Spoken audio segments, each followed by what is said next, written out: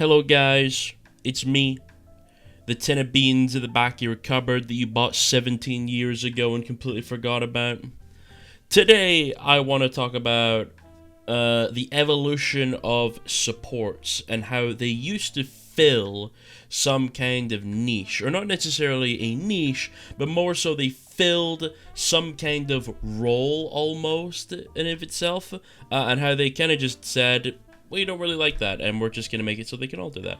So initially, when Overwatch came out, there were 4 support heroes. It was Lucio, Zen, Mercy, Symmetra. We're not going to talk about Symmetra, because I absolutely despise that character. But essentially, when it released, if you wanted to play Lucio, you had to accept, well, okay, we're going to have less healing from the Lucio, but we're going to have slightly more damage output because you can do a little bit, and we're going to get the speed boost, and that's why we're picking him, right? Or you could pick Mercy, who was like a triage support. She was bouncing around everywhere. She was going to heal that guy, heal that guy, heal that guy, going over here, moving around a lot. And she was given a less mechanical requirement in terms of aim to compensate for the fact that she required a lot of game sense to be really aware of her surroundings and have really good movement. So that's why she didn't have to aim. She got her beam because of that. And then you had Zenyatta, who had really, really high damage output and the ability to support off angles and flanks better than the other supports could at the time, because you would want the Mercy healing your whole team. So you would have the Zen to support off angles and flanks, because you could orb them and they would run off and do their thing, and he would also get really high damage output, but they compensated that by making him really diveable, and the healing output he did provide wasn't really high. So with the old supports, there was always like, if you want this, you gotta give up this. You know what I mean? There was never a support where you could just pick him and he did everything. You had to accept you were missing out on something. And then support started to develop over the years. I believe Ana was the first support to come out, and she changed up the game a little bit. She wasn't a massive difference. She followed that kind of philosophy a little bit, not so much as the other ones, because she had really high damage output. She was hit scan and long range, so she got the ability to be long range and provide burst healing and stuff like that. She also had defensive capabilities and offensive capabilities, where she could nade the enemy team or nade her team. She could sleep targets. She was the most effective support the game had ever added, but she was also the most skillful, because she was extremely easy to dive, like a Zen was. If you got out the nade or the sleep, she was essentially a free kill, because she didn't have the burst damage output like a Zenyatta did to actually duel. So she compensated for that. She was a bit of everything. She was maybe the first stepping stone towards a support that could kind of do everything, but we weren't fully there yet. But she was very capable of doing a lot. Next was Moira, and I have my own video on Moira, and I think Moira, for me personally, was the beginning of the end. A lot of people are going to say that was Brig, but for me, it was Moira. I think this is where things started getting rough. This is where we started getting AoE healing on just primary heal. This is where we started getting things where she was able to output a lot of damage and have a lot of duel potential, and a simple mechanical requirement. She was probably the least mechanically challenging hero in the game at the time, and she had good damage output and good healing output and survivability. This is when she started to get a little bit of everything, and for me personally, the support hero started to get a little bit lame in the sense that, well, she can kind of just do it. Now, obviously, she wasn't amazing on release. She was pretty good. But her overall design for me personally, I just wasn't a huge fan of it, because I think AoE healing in general should be the thing where if you're gonna have it, it needs to be either really weak or tied to a cooldown or something. Just being able to fart out like a shitload of healing, that is AoE as well. And that's when we started getting mass sustain comps.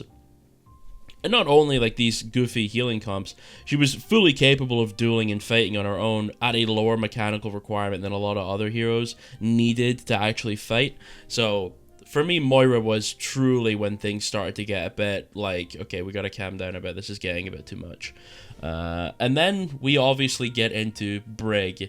Brig is obviously what people know as the worst hero release in the history of the game. Didn't take them very long to fuck it up. But yeah, Brig released. She was a tank hero, essentially. She could duel a Reinhardt and win. I mean, we all know about Brig. I probably have a few videos on Brig and how she's absolutely game-breaking. The thing is with Brig, though, is I think Brig's design is actually better than Moira's, in my personal opinion. I kind of like the idea of having a support in the backline that's supposed to be a bit of a protection support almost, but it was one of those things where she had the ability to be that protection support, and she also had the ability to just shit out a ton of healing, just a ludicrous amount of healing, and also be this backline defender and this, like, actually pretty good duelist when things were in your backline. She could one-tap Tracer, she could fuck a Genji down to basically 1 HP. It was really, really rough for the flankers, and I think if they had balanced her a bit better, she wouldn't have actually been that bad. And the main problem with her was that she just simply could do everything. She was essentially a tank hero. She had the backline support and the defensive capabilities and the damage, obviously. And to be honest, I think Brig's design overall isn't that bad. It was mostly a balance problem that made Brig so terrible. And I think the current iteration of Brig is a lot better. I'm not a huge fan of the gameplay being as passive as it is. I would like a bit more proactivity out of a Brig. But otherwise, I think Brig today is much better than Brig back then. But also you have to consider, like, Inspire and so on. Inspire was another mass AoE healing thing that obviously stacked alongside other healing, and it made it so it was really easy to just output a ton of healing on everyone. I think Inspire kind of has to go. I'd like more like healing options, if you know what I mean. Like, I would like something like heal, like her repair packs being part of her healing, and that could be a burst healing or whatever. And then she had another form of healing that she had to output that wasn't quite Inspire, so you can burst heal this guy, sustain heal this guy, burst heal that guy, give it a bit more kind of like stuff going on, a bit more nuance, a bit more thought process in the backline. But it is what it is, and Brig was truly the end of Overwatch for me personally. It's where things started getting more reactive, more stationary, more stand still, and that was mostly because of balance. Obviously, I think it's okay to have a character that's a bit more passive and defensive. I think that's okay, just in case you need it for your comp or something. But Brig was way too heavy in that direction. She had almost zero offensive capability in terms of proactivity. She couldn't like W key someone and actually make a play. She was very much as, I'm just gonna stand here and that's it. I'm standing here. Oh, I boop you. Oh, and I'm hitting you and I kill you, and it wasn't very fun for me personally. Now we have Baptiste, who I think at this point was the worst hero release the game had ever had. I think Bap's design is downright terrible. I think it's game-breaking what Bap was capable of doing. I think Bap is a worse design hero than Brig and was stronger than Brig. In terms of design, I mean, like, not obviously balance-wise, because Brig's numbers were in the fucking stratosphere. But assuming they were both balanced at the, like, correctly, if you know what I mean, I think Bap would have ended up being better. Because Bap was a hero that quite literally could do everything. There was nothing Bap could do. He had the dueling potential of a DPS, because he was hit scan, burst damage, easy to use, AoE healing, AoE burst healing, that he could just like fucking shoot out everywhere, that was long range. He could heal himself with another burst heal and with sustain heal tied to it as well. He had immortality. He had a better ultimate than a lot of the DPS did at the time with Window. He had mobility with his rocket boots not being on a cooldown. I mean, quite literally every part of this character was absolutely game breaking, and I don't really know what the thought process behind adding Baptiste to the game was anyway, because we already had supports that were like super defensive and very denial, very reactive, and I suppose Bap isn't necessarily that. He's got a lot, like, Bap's hard to play. I'm not saying Bap's easy. I've played a lot of Bap. Bap's a pretty difficult character, very mechanically demanding hero as well. But it generally just is designed. The problem is once someone gets good with Bap, they kind of run the game a little bit. Even today, like, there is, look at it this way, you could have quite literally the best team on planet Earth, the best 5 or 6 of the best, greatest Overwatch players of all time, give them 1,000 years to practice, they simply will not be able to kill someone through MO. Like, if they're coordinating a perfect play on someone and they get MO'd, there is like a second there where that person's going to be emoed, and there's basically nothing you can do about it. No, obviously you can break it and so on, and then you just kill the guy afterwards, obviously. But that denial is still so important and so against the core ideas of Overwatch, where everything was about proactivity and everything was about going in and getting out what you could, if you know what I mean. None of it was about waiting for someone else to do something and then reacting to it. Because reacting is boring, and it's boring for a player to just stand there and react to what you're doing, and they win for it. You know what I mean? I feel like if you want to win in this game, you should have to be proactive. You should have to go and get something. You should have to go and get the value that you want. You shouldn't be able to just earn it because you're pressing buttons when other people are pressing buttons. But it is what it is. Bap is absolutely game-breaking. His design is completely fucking terrible. He shouldn't be able to do basically 90% of the stuff that he can do. I don't know why they were going for another AoE healer. This was the third one in a row that we had. Third AoE, and not even just AoE, like burst AoE was crazy. With all the dueling potential as well. It was just very, very silly. I don't understand why they did that. But it is what it is. I think, honestly, he's far more mechanically demanding today. I think Emo is bullshit. Rocket boots are bullshit. The healing is bullshit. The self-heal is bullshit. And Window's a bit bullshit. But, like, the actual bits that aren't bullshit are fine, I guess. But it is what it is. I'll never be able to understand AoE healing in general. I think that's the main issue. I think Bap would honestly be a much better hero if he kept the AoE heal in his shift. I think that's actually okay. But I don't like Emo, and I don't like the burst heal on the right click. I don't like that. I much would have preferred single target. Basically, make the grenade launcher almost hit scan, give it very little arc.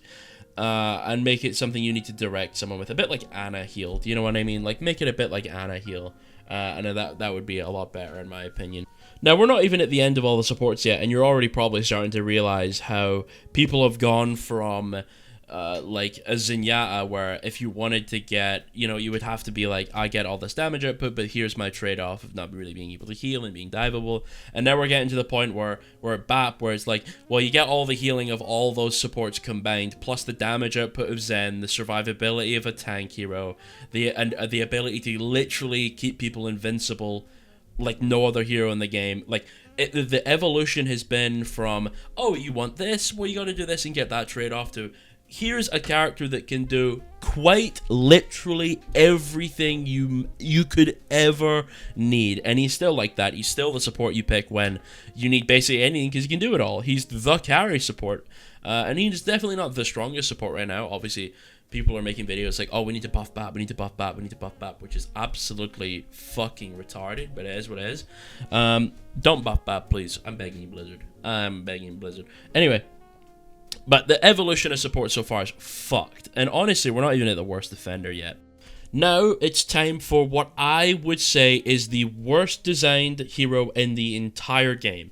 The most game-breaking, fun-destroying hero ever implemented into any video game I personally have ever played. And of course, that is kawaii Kiriko. Give me another skin blizzard. This character actually is fucking revolting.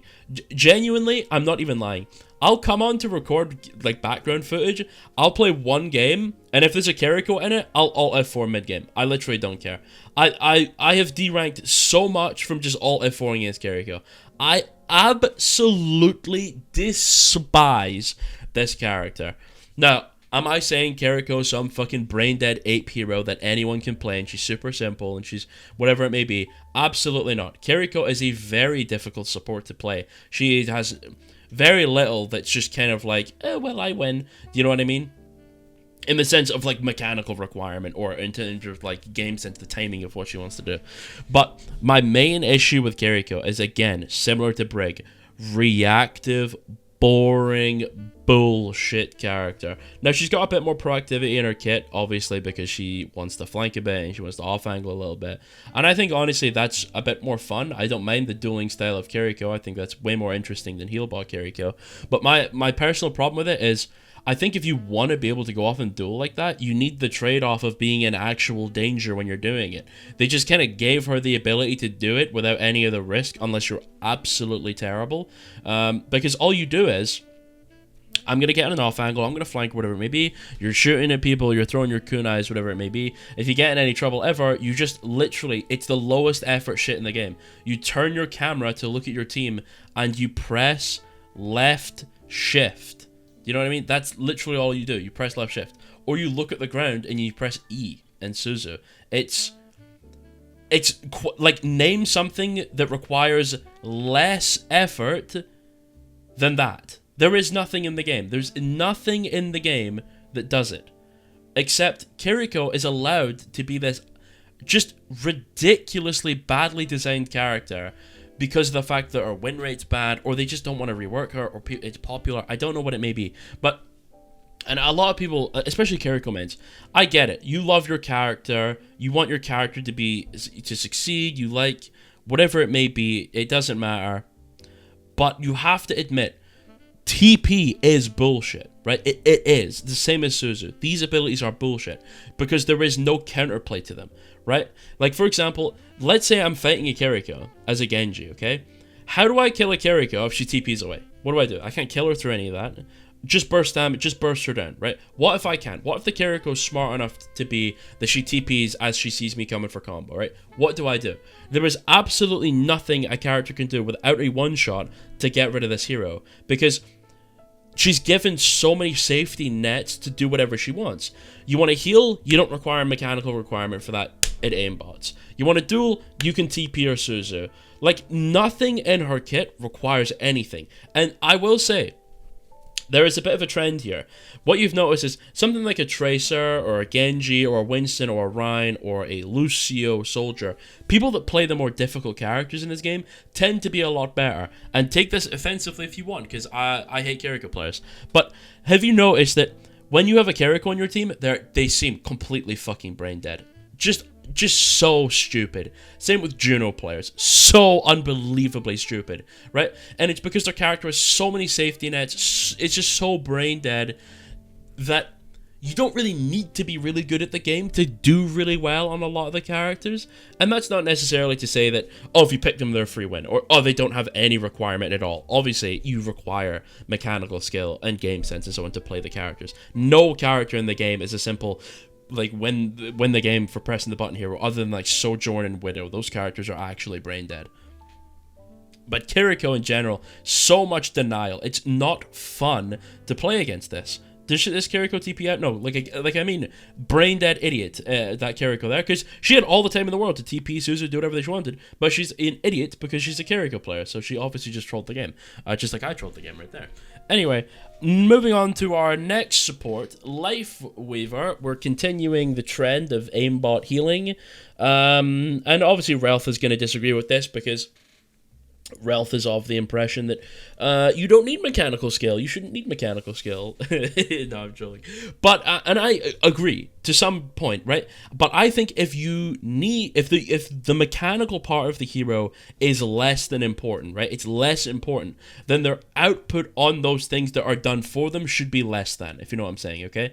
Like, if you, for example, don't require mechanics to heal on Lifeweaver, he shouldn't heal that much, because, well, that doesn't make sense, because something like an Ana does have a mechanical requirement to heal, but has a similar amount of healing. I don't actually know the numbers, so that may be a lie. But you know what I mean, right? I think if something is done for you mechanically, it should have a lower output. I don't think you should have things on par with each other, where one of them has a mechanical requirement and one of them has no mechanical requirement. I think that's quite silly. But honestly, my biggest problem with Lifeweaver, and generally one of my only problems, I don't mind the aimbot heal that much. I think it's okay. I think it heals a little bit too much. I would rather something that healed a little bit less but charged faster, so there was a bit more of a you get some, you know, bet that triage support that Mercy used to be. I think that would have been a better spot for it.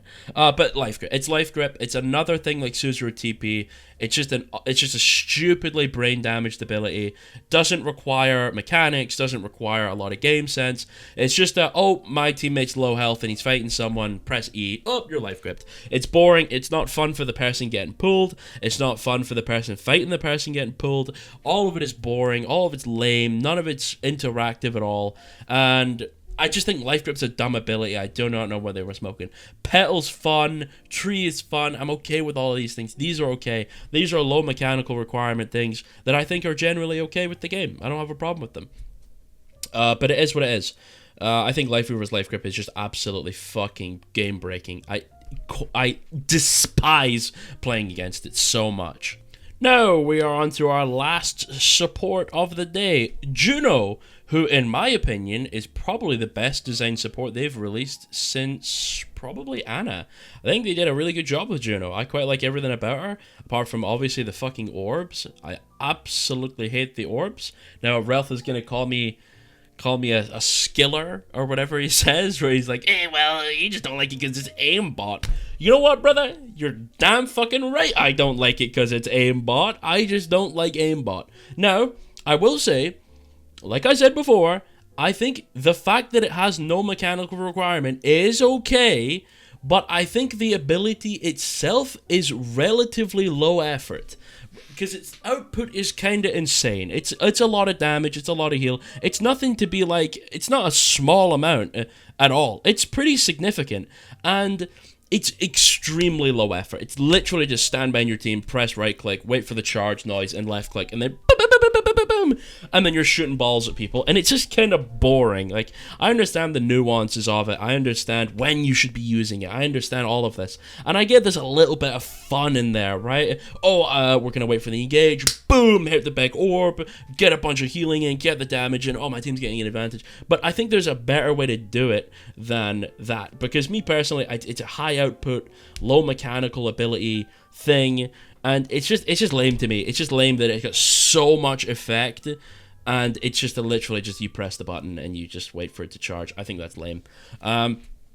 Everything else about Juno, I think personally, is absolutely fine. I quite like Juno. I think she heals a little bit too much. She heals something fucking absolutely ludicrous, like 98 healing per second or something, or 93 healing per second without reload. I think it's 78 healing per second with reload. That's absolutely fucking insane, by the way. That is such a ludicrous amount of healing for a support that provides so much utility, if you know what I'm saying. Now, obviously, in professional play, people are still going to pick Lucio because Lucio's got the constant speed and so on. And there's micro reasons why you would pick Lucio over Juno, even though Juno can technically do the same thing to the same degree, because you can get the speed and all the healing and the damage, obviously. But there's still going to be a reason to pick a Lucio in pro play. But in ranked, like, what the fuck is the point of ever picking Lucio? Do you know what I'm saying? Just pick the Juno. You get your character's safer to play, the engagements are easier, it's a little bit easier to kind of know what you're doing, you've got less mechanical requirement, you heal more, you do more damage. Maybe you could argue you're a little bit less safe because you're 225, but like your hitbox is fucking tiny, your mobility is insane, you're really hard to hit. I think Juno is okay, but her stats are cranked to the moon. And again, like, look at the timeline of supports. It's obviously gotten a little bit better recently with Juno, but still, started off Lucio. You know, you wanted that, you know, like, you get the speed, but your healing's not so good, and, you know, this isn't so good. And then, oh, well, Mercy, well, you're a triage support. Well, you get a less mechanical, you know, you have a less mechanical requirement on your beam, but you get to bounce around a bit more, and your movement's really complex and difficult, and you have to think a lot, and that's where you get all your heal, but you're not going to get any damage, right? And then it went to, okay, you get AoE burst healing, and you get to kill everything and teleport, and you can blow people up in a nanosecond, and you have aimbot, and you can fly, and it's like, what is going on? What the fuck happened? And I get it, a game has to evolve over time naturally. You can't just keep the same thing. You have to do some sort of evolution to a certain degree, at least a little bit, right? But to go from you get 0 damage, quite a bit of movement, and, you know, and a less mechanical requirement, but you have to go all over the place, and you got all this movement, and you got this brain, and you need to think, to, you get to do literally whatever the fuck you want, go invisible. It's just absurd. And I think they should have stuck with the old style, where if you wanted something, you had to accept you were missing something, which is not what we have today, and I think that's infinitely worse than what we have today. And honestly, a lot of the design today is bad, but it's fixable, and it's only little parts of certain heroes that are terrible, and it's only certain stats that are overbuffed and so on. Like, I think a lot of the support characters are genuinely really fixable with relatively simple changes. I think Baptiste's AoE is absolutely way too much.